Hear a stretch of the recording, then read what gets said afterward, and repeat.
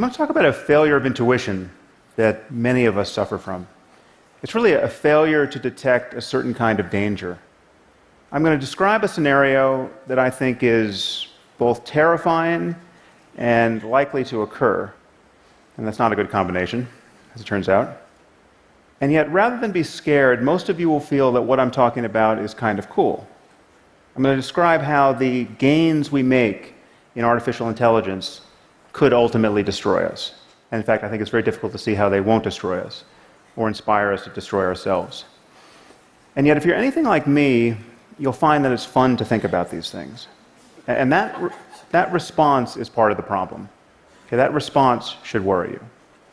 If I were to convince you in this talk that we were likely to suffer a global famine, either because of climate change or some other catastrophe, and that your grandchildren or their grandchildren are very likely to live like this, you wouldn't think, interesting, I like this TED Talk. Okay. Famine isn't fun. Death by science fiction, on the other hand, is fun. And one of the things that worries me most about the development of AI at this point is that we seem unable to marshal an appropriate emotional response to the dangers that lie ahead. Okay, I'm unable to marshal this response, and I'm giving this talk. It's as though we stand before two doors. Behind door number one, we stop making progress in building intelligent machines. Our computer hardware and software just stops getting better for some reason.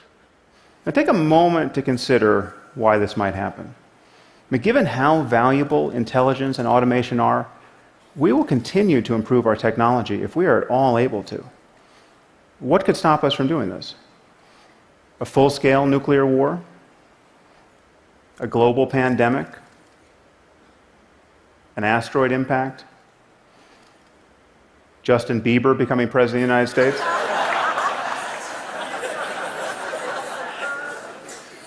The point is, something would have to destroy civilization as we know it. Okay, you have to imagine how bad it would have to be to prevent us from making improvements in our technology permanently, generation after generation. Almost by definition, this is the worst thing that's ever happened in human history. So the only alternative, and this is what lies behind door number two, is that we continue to improve our intelligent machines year after year after year.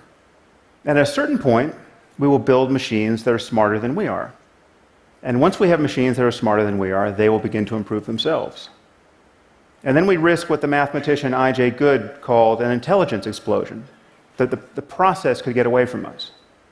Now, this is often caricatured, as I have here, as a fear that armies of malicious robots will attack us. But that isn't the most likely scenario. It's not that our machines will become spontaneously malevolent. The concern is really that we will build machines that are so much more competent than we are that the slightest divergence between their goals and our own could destroy us. Just think about how we relate to ants. Okay, we don't hate them. We don't go out of our way to harm them. In fact, sometimes we take pains not to harm them. We step over them on the sidewalk. But whenever their presence seriously conflicts with one of our goals, let's say when constructing a building like this one, we annihilate them without a qualm. Okay, the concern is that we will one day build machines that, whether they're conscious or not, could treat us with similar disregard. Now, I suspect this seems far-fetched to many of you. I bet there are those of you who doubt that superintelligent AI is possible, much less inevitable. Right, but then you must find something wrong with one of the following assumptions, and there are only three of them. Okay. Intelligence is a matter of information processing in physical systems.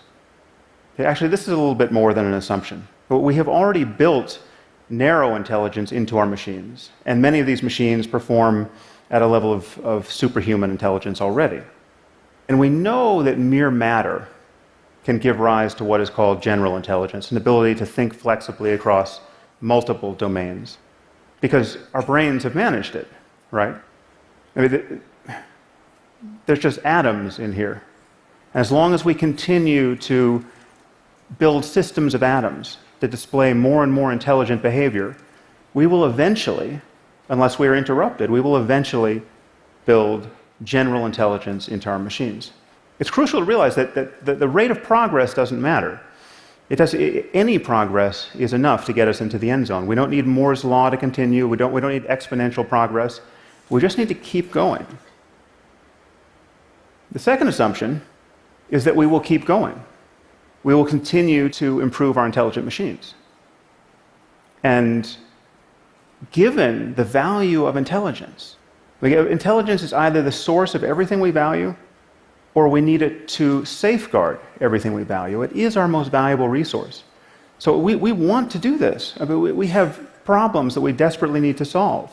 We want to cure diseases like Alzheimer's and cancer.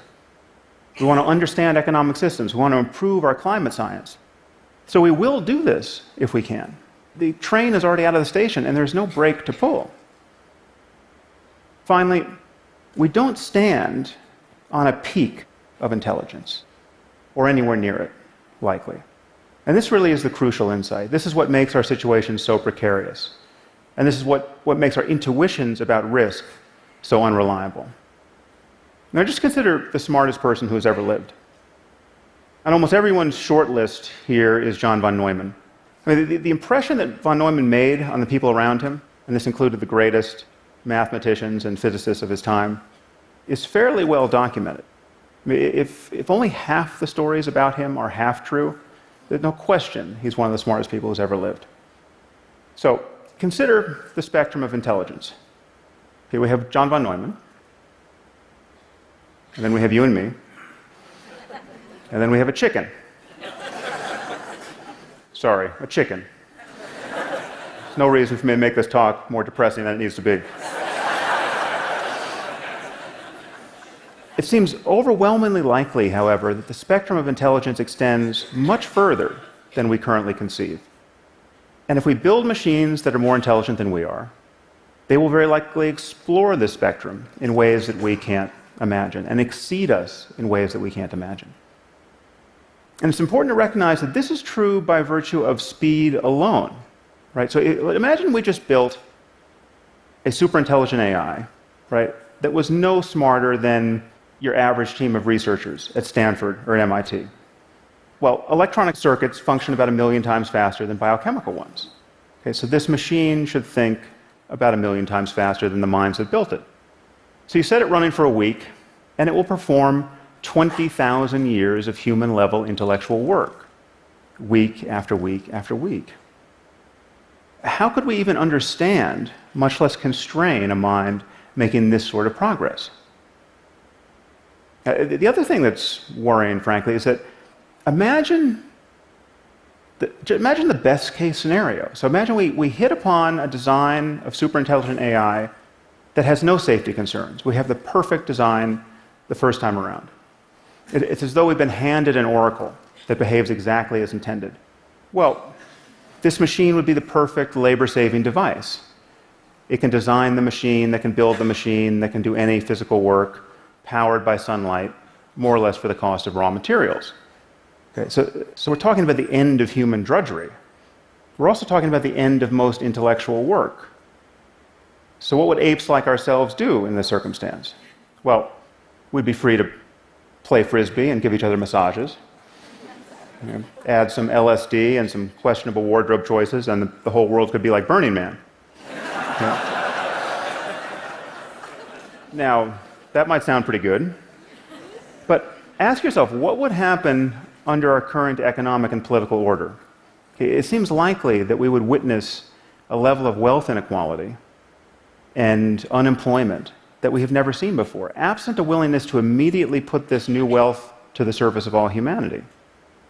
Okay, well, a few trillionaires could grace the covers of our business magazines, while the rest of the world would be free to starve. And what would the Russians or the Chinese do if they heard that some company in Silicon Valley was about to deploy a superintelligent AI? This machine would be capable of waging war, right, whether terrestrial or cyber, with unprecedented power. Now, this is a winner-take-all scenario. To be 6 months ahead of the competition here is to be 500,000 years ahead at a minimum. Okay, so it seems that even mere rumors of this kind of breakthrough could cause our species to go berserk. Now, one of the most frightening things, in my view, at this moment are the kinds of things that AI researchers say when they want to be reassuring. Okay? And the most common reason we're told not to worry is time. This is all a long way off, don't you know? This is probably 50 or 100 years away. One researcher has said, worrying about AI safety is like worrying about overpopulation on Mars. Okay, this is the Silicon Valley version of, don't worry your pretty little head about it. Okay, no one seems to notice that referencing the time horizon is a total non sequitur. Okay, if intelligence is just a matter of information processing, and we continue to improve our machines, we will produce some form of superintelligence. And we have no idea how long it will take us to create the conditions to do that safely. Let me say that again. We have no idea how long it will take us to create the conditions to do that safely. And if you haven't noticed, 50 years is not what it used to be. I mean, this is 50 years in months. This is how long we've had the iPhone. This is how long The Simpsons has been on television. 50 years is not that much time to meet one of the greatest challenges our species will ever face. And once again, we seem to be failing to have an appropriate emotional response to what we have every reason to believe is coming. The computer scientist Stuart Russell has a nice analogy here. He said, imagine that we received a message from an alien civilization, which read, "People of Earth, we will arrive on your planet in 50 years. Get ready." And now we're just counting down the months until the mothership lands? Okay. We would feel a little more urgency than we do. Another reason we're told not to worry is that these machines can't help but share our values because they will be literally extensions of ourselves. They'll be grafted onto our brains and will essentially become their limbic systems. Now, take a moment to consider that the safest and only prudent path forward recommended is to implant this technology directly into our brains. Now, this may in fact be the safest and only prudent path forward, but usually one's safety concerns about a technology have to be pretty much worked out before you stick it inside your head. Okay. The deeper problem is that building superintelligent AI on its own seems likely to be easier than building superintelligent AI and having a completed neuroscience that allows us to seamlessly integrate our minds with it. And given that the companies and governments doing this work are likely to perceive themselves to be in a race against all others, given that to win this race is to win the world, provided you don't destroy it in the next moment, then it seems likely that whatever is easier to do will get done first. Now, unfortunately, I don't have a solution to this problem, apart from recommending that more of us think about it. I think we need something like a Manhattan Project on the topic of artificial intelligence. Not to build it, because I think we'll inevitably do that, but to understand how to avoid an arms race and to build it in a way that is aligned with our interests. When you're talking about superintelligent AI that can make changes to itself, it seems that we only have one chance to get the initial conditions right. And even then, we will need to absorb the economic and political consequences of getting them right. But the moment we admit that information processing is the source of intelligence, that some appropriate computational system is what the basis of intelligence is, and we admit that we will improve these systems continuously, and we admit that the horizon of cognition very likely far exceeds what we currently know, then we have to admit that we're in the process of building some sort of God. Now would be a good time to make sure it's a God we can live with. Thank you very much.